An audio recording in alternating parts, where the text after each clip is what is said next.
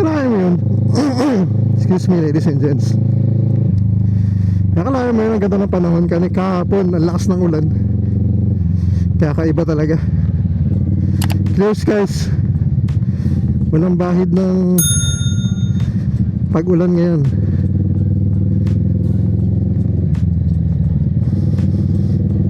Kaya ano tayo, ikot natin itong motor kasi madidiskarga na naman. Mira.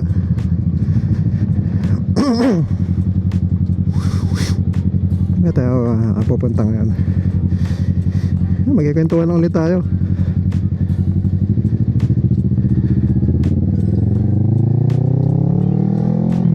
Totoo ba yun ladies and gents, natatanggalin yung ano?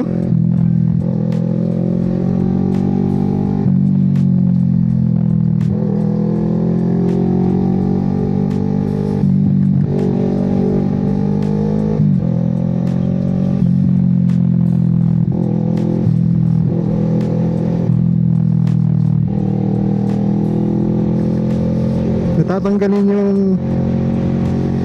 bike lane sa Commonwealth. Parang hindi naman yata tama yun.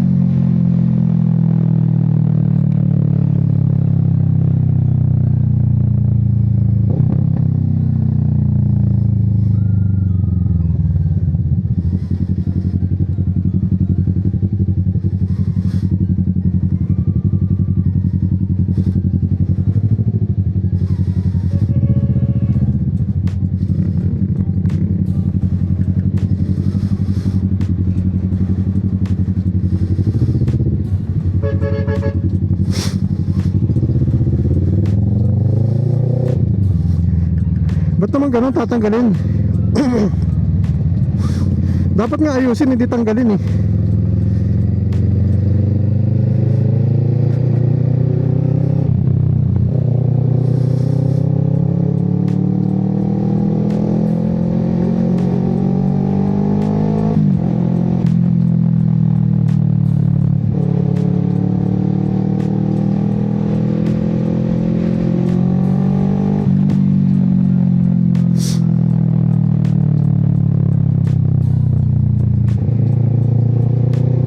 Diba?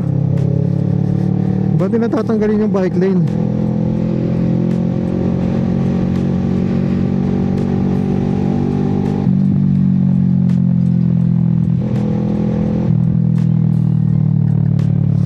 Parang paurong naman mag-isip yun.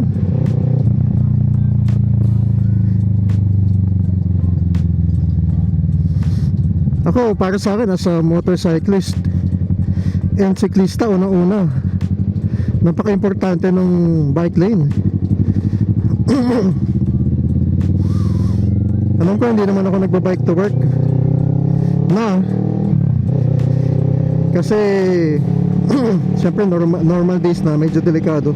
Pero paano naman yung nagba-bike to work? Kawawa naman kung tatanggalin yun ng bike lane.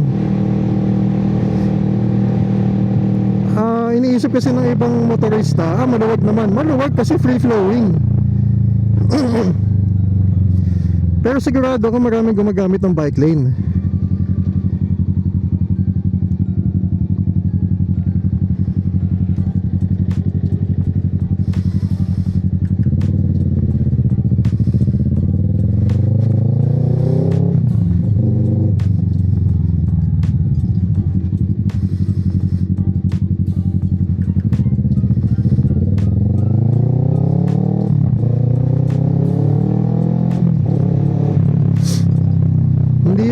Hindi yan joke time. Importante mayroong bike lane pa din.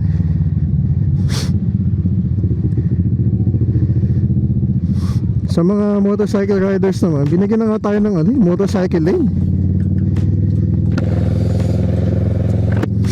Ano pa bang natin, hilingin natin? Kawawa naman yung mga nakabike kung tatanggalin yun ng bike lane. I-improve, hindi dapat tanggalin. Kasi malaking tulong yun, yung bike lane sa Commonwealth. Yun ang parang sa akin pinaka-safe na bike lane. Napakadelikado ng Commonwealth, ladies and gents. Kahit sabihin pa natin speed limit, may mga pasaway pa din dyan.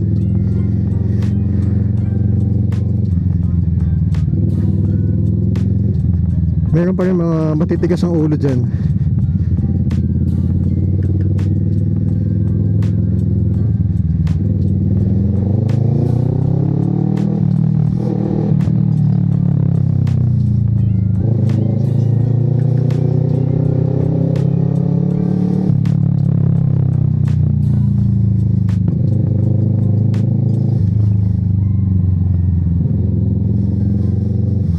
So sana naman sa MND, alam ko hindi naman ako mayroon kasi small platform lang naman ako. Pero huwag nyo naman tanggalin. Maawa naman kayo sa mga siklista. Hindi nyo iniisip yung hirap ng pagbabike sa work. Tanggalin na natin yung mga recreational. Sige, yung nagbabike to work lang. Yung mga taong nagtitipid, nagbabike to work araw-araw, tapos tatanggalan natin ng bike lane. Ano ba naman yan? Pero sana lang ewan ko kung legit ba yung sources na nakita ko pero para sa akin i-improve, hindi dapat tanggalin.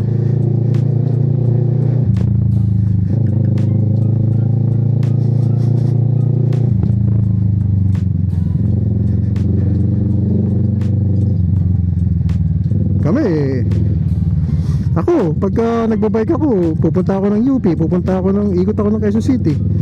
Malaking tulong sa akin yung bike lane sa Commonwealth.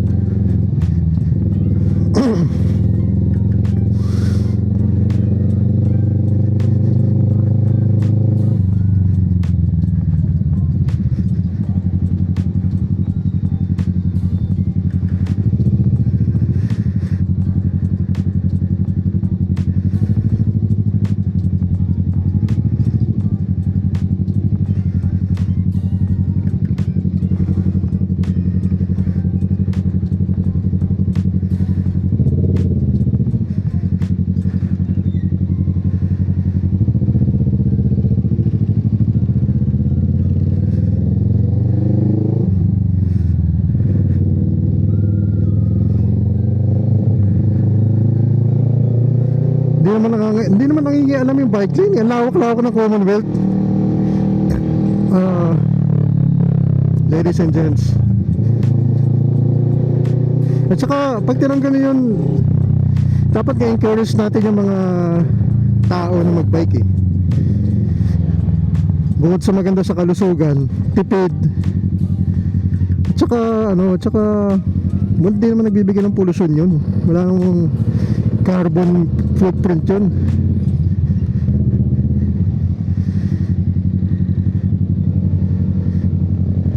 So this is my own opinion regarding the removal of bike lanes at Commonwealth Road or any part of Quezon City or Metro Manila. So I hope they rethink and replan their options regarding the bike lanes, because bike lanes are very important coming from a cyclist and a motorcycle rider. So sana pag-isipan nilang mabuti, again, improve, not remove the bike lanes.